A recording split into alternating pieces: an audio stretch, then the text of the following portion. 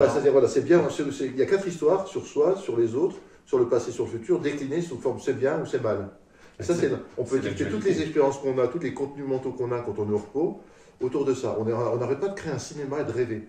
Et on est presque halluciné, on pourrait dire, alors avec des guillemets, et sous état d'hypnose, par le fonctionnement de notre ego qui prend l'espace de travail de la conscience et qui le met dans ses murs. Et donc, on vit dans une toute petite pièce parmi un océan, quoi. Et justement, tout ce qui va calmer le mental, tout ce qui va ouvrir le cœur, tout ce qui va détendre le corps, ou à l'inverse, c'est une technique qui le met sous tension pour ensuite mieux relâcher la détente, va remettre en contact cette petite part de conscience captée par l'ego, captée par les filets mentaux et psychologiques et émotionnels, pour le lâcher et le laisser revenir à son état de connexion avec la grande conscience d'origine.